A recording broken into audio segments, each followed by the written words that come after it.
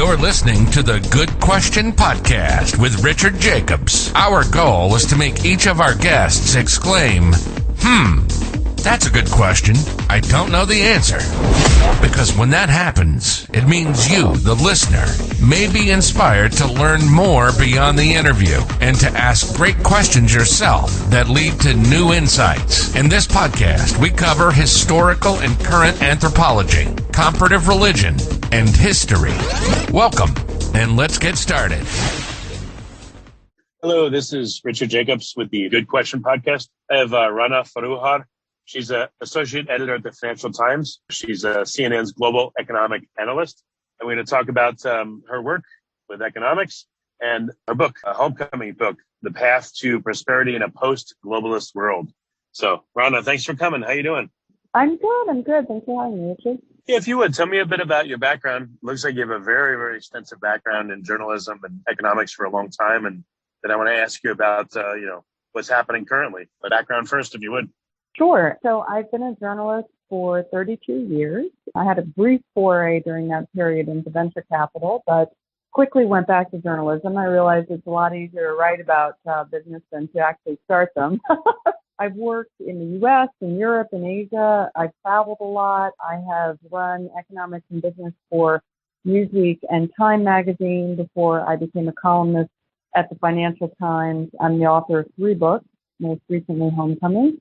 And I am also CNN's global economics analyst. So, my job, which I feel very lucky to have, is running around, talking to interesting people and trying to come up with some perceptions about where the economy and business are headed. Well, before we get into your book, what's it like being a journalist, right now in, the end of 2022? Like, how has journalism changed for you the past few years? Is it harder, easier, different? What does it look like? Well, I got into the business in 1992, and I would say that was pretty close to the peak print journalism. After that, by 95, you had the commercial internet really beginning to take off, and that created a hollowing out in print journalism. And, so I've in some ways always worked in a structurally declining industry. That said, I've been lucky to be able to work with some great publications, and the last few years, in fact, have actually been very good for journalism, print journalism, high-end print journalism, I would say, because, with all the misinformation, disinformation out there, I think that the subscription model, which is what the FT certainly follows, and others like the New York Times, Wall Street Journal, I think that has really taken off because people are looking for trusted sources of news. I would say, working in this business is never going to be like, being in something that's really booming, I guess maybe healthcare or certain areas of tech, but you can definitely make a good living. And I think that the experience that I have, particularly in economics and business, which requires more, I would say, sector expertise than, say, covering the arts or culture perhaps does, it's an advantage. So what drove your new book? What's it about? And let's focus on that for a little bit.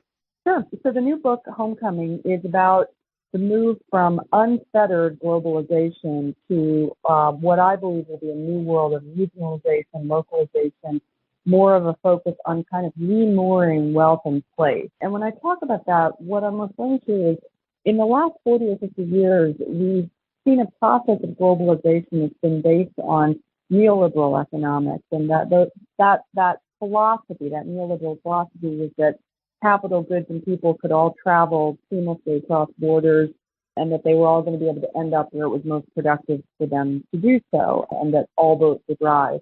And for a certain period of time, that was true. There was a lot of wealth created at a global level in the last half century. But there were some downsides to globalization. It created a lot of in-country inequality in many countries, a lot of backlash, populist backlash on the part of voters who really felt that the global economy had become too disconnected from their own communities and from the well-being of their communities, their jobs. And so I think we're now at a pivot point for a lot of reasons, which I can get into. And I think that we're going to see more of a focus on local as well. So would you say like the war in Ukraine is changing globalism or kind of hampering it? Or if not, what events do you think are really changing the the whole move from globalism maybe to more regional trading partners or even nationalism? Yeah, well, certainly we're moving to more of a regional world. That was happening even before the war in Ukraine or the pandemic. But since then, we've seen a real speeding up of supply chain decoupling. The idea that Germany, for example, was ever going to get the majority of its energy from Russia, which is a country run by an autocrat who could change directions at any moment and has. It kind of seems like folly now. And similarly, the idea that we get 92% of all our high-end semiconductors from Taiwan, which is also a very politically contentious place. Really, people are beginning to tune into these risks. And these are risks not only because of geopolitics, but also because of concentration. The companies have gotten bigger and more powerful. They've also become more concentrated. There's a superstar effect in which a handful of companies in most critical sectors control the majority of trade, of commerce. And so people are really starting to think, gosh, is that a resilient system? It may be very efficient, but is it resilient? And so with the end of cheap energy coming from Russia, cheap labor coming from China, and China is now really becoming much more protectionist and wants to ring-fence its own supply chains. I think that there's going to be much more regionalization and more of a push for redundancy in supply chains, and also a push to make sure that local communities, particularly in richer countries, are not hollowed out because companies are, say, moving labor and intellectual property to places where jobs that, you can pay less money, or there's no privacy laws, and they kind of a race to the bottom. Well, I think we're just going to see a speeding up of all the things that we've already seen. Really since the last 10 years or so, trade in traditional goods and services has been flattening because companies are looking and they're saying, this sort of cheap labor in Asia thing is tapped out. Energy's more expensive. There's new technologies like additive manufacturing that enable us to make things closer to home, and that's actually more convenient, and maybe it's better for the planet. And we can sort of do local for local production. That's just speeding up now. That's really starting to speed up, and there are certain rules and new regulations that are putting a sort of a tailwind to that. I would say things like the CHIPS Act in the U.S., which is encouraging local production of semiconductors. Europeans have a similar plan. I think things like more environmental cost challenge, companies really having to look at their supply chains and say, are they energy efficient? How much carbon are they emitting? And then as they do that, they're going to start thinking, well, you know what, maybe we ought to start reshoring a bit more, moving to some jobs and some production to places where it's either, you're seeing higher environmental standards or better labor standards. That's very much a live discussion in trade debates right now. So, the IPEF trade negotiations, which are going on between the U.S. and a number of Asian countries, are really, really focused on, can we lift environmental standards? Can we lift labor standards in these places? And if we can't, well, we really can't sign these deals because we can't have a race to the bottom, yet again, and at this time in higher end services and goods, like we did in the 90s and the 2000s.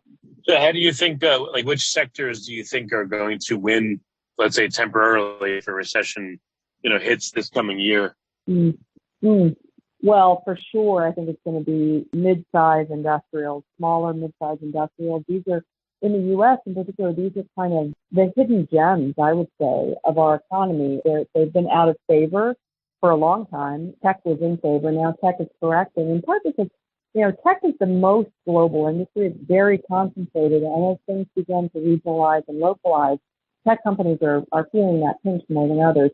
On the other hand, industrials that are located in country, not just in the U.S., but in other places that are doing regionalization, localization, like Germany and parts of Asia, I think that those are really going to see an uptick. And also, as you see climate change technologies incentivized, things like the Inflation Reduction Act in the U.S., which is meant to encourage investment into new production of clean tech, that's going to favor industrials as well. Any major changes that you see coming because of your experience with journalism, and I'm sure because you talk to many different people in many different sectors all the time, like what do you feel like you're seeing that maybe is not being talked about or acknowledged in the news very much? Well, One thing, and it sort of ties into my book, but also goes beyond it. The work from home trend that we saw, and I'm working from home. I don't know if you are, but many people that I'm dealing with on a daily basis are working from home now. That's great in a lot of ways. It's given us a lot of flexibility. But as the CEO last year told me, if you can do the job in Tahoe, you can do it in Bangalore. And so I'm getting a little bit concerned that we may see higher end white collar job outsourcing of the kind that we saw with blue collar jobs in the 90s and the 2000s. If that happens, I think that is going to be a major political issue. So that's something I'm watching. I'm also looking very much at the rise of millennial voters. Younger voters are finally beginning to show up. You saw that in the midterms. They're not out in force as much as they might be, but they're starting to have an effect. I think that we're going to see more of a push for a social safety net, for government interaction in the economy. And I think at some point, too, we're going to see a little bit of a square off between the millennials and the baby boomers for their share of the pie. We've got a bit of a shrinking pie right now, probably going to see some softening in the economy in the next year or two. And young people want, say, student debt relief, but older people want to make sure that their entitlements don't get cut back. And I think at some point that's going to become a real political battle in the U.S. So, all right, I understand when you're talking about the work from home phenomena. I mean, a lot of sectors are able to do that, but there are sectors that are not, manufacturing, et cetera.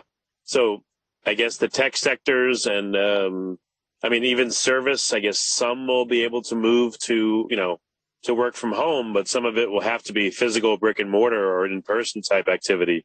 So how do you think that that's going to be affected? Let's say manufacturing, do you see that, there's a big push to bring manufacturing back to the United States, or are people really not awake yet and it's just like a very slow, gradual type thing? Well, it already is coming back. You saw this year, in fact, that jobs in manufacturing not only went up to the pandemic, pre-pandemic peak, but they went beyond it. So we really are in a manufacturing resurgence already.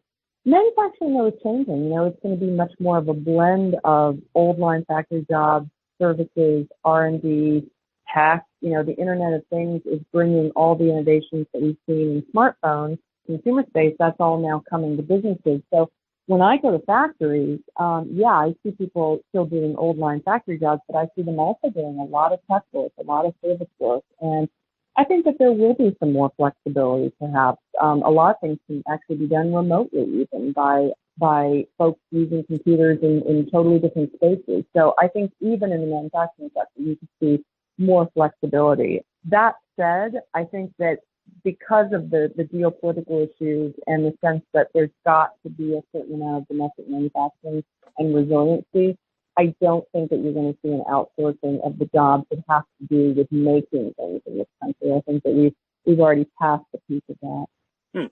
Okay. So what do you think are going to be some of the positive aspects of this deglobalization, and what do you think are going to be some of the negative ones? It sounds like things will be less just in time, less efficient, but maybe cheaper because they don't have to travel as far, or do you think there's going to be a fragmentation in the labor market? Like what do you see as happening?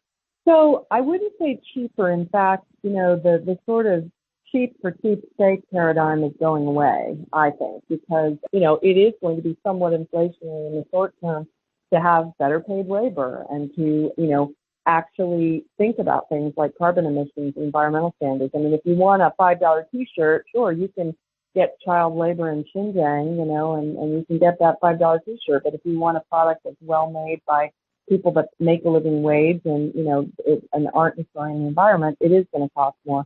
But I think that this plays into really a larger shift to a less disposable world. I mean, you're already seeing that even in the fashion sector, which is kind of shocking to me. That's one of the sectors that's very polluting, very hard on the environment. But even in that sector, you're seeing a lot of companies start to think much more deeply about their environmental impact, and you're seeing shoppers that want to have companies work within the circular economy. They want to, buy fewer things, but better things. And I think that fast fashion paradigm is going away. So yes, inflation, but certainly more thought about sustainability. I think you're going to see higher end jobs, but also maybe fewer jobs, because as we replace a certain amount of human labor with technology, jobs will go up market, but there's also going to be fewer of them. So I don't think you're going to go back to, say, 2,000 people working in a single factory. It's going to be maybe more like 200, but those jobs are going to be better. So those are some things I see. In terms of information flows and data flows, I think that there's going to be higher levels of cross-border trade in data and digital services, but there may be a one world, two systems paradigm where China has its own systems, standards, technologies, privacy paradigms, and the U.S. and other liberal democracies have their own. Now, where Europe ends up in this is still a bit of a question mark because they're kind of trying to hedge their bets right now between the U.S. and China. What are going to be some of the countervailing forces that are just going to drag on everything, in your estimation? Well, I think that particularly if we see a slowdown and if we see inflation continue to be an issue, you're going to see a lot of people saying, well, we just have to think about consumer prices, the only metric that matters, and there'll be a push to kind of go back to the old, cheaper is better paradigm. I'm worried about that because I think looking for just cheap everything doesn't favor U.S. labor. It doesn't favor high quality. It favors fast, efficient, just-in-time, cheap. But as we've seen, again, even before the pandemic, even before war in Ukraine, that comes with a lot of risk. I always talk about the Rana Plaza factory collapse in 2011 in Bangladesh. It was a perfect example of retail outsourcers not even knowing where their supply chain was. And it turns out that big brands are sourcing to a factory in Bangladesh that had this terrible standards and ended up with a fire. It collapsed. It killed 1,100 people. I could give you 12 different stories of that kind.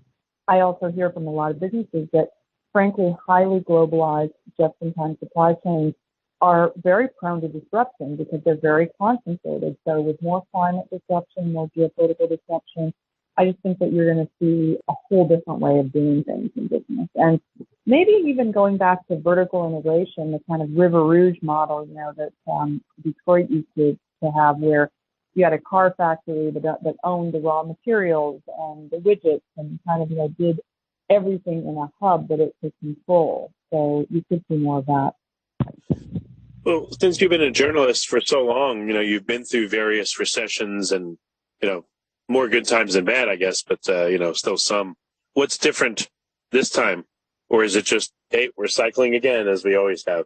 Yeah, I know it's like a open-ended question, but do you see that, the economic conditions are very different from what we've ever seen before, or this is not this is not new, it's just par for the course as things slow down?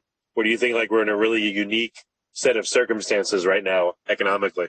Oh, I think it's pretty unique. I mean, I think this is sort of a once in a 70-year paradigm shift. If you think about the neoliberal ethos, it was really born in the 1930s in Europe between the two great wars, and you had a lot of political economists, thinkers that were saying, okay, how can we make sure countries don't go to war together again? And the way that they came up with was to connect global capital and business across borders. And that was great, and it worked for a certain period of time.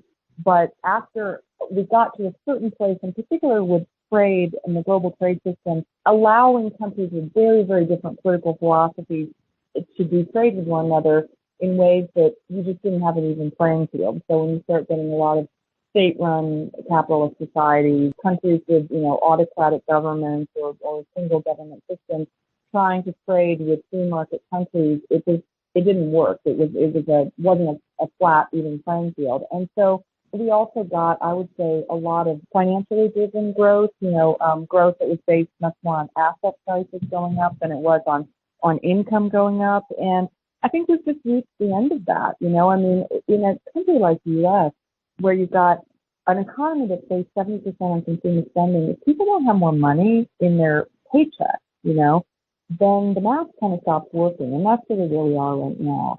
And you're seeing the end of cheap money with quantitative easing ending, end of cheap labor with countries regionalizing, localizing, and the end of cheap energy. So I just think we really are at a very different place going forward economically. So the average consumer, let's say in the U.S., what kind of adjustments are they going to have to go through in terms of their lifestyle and spending?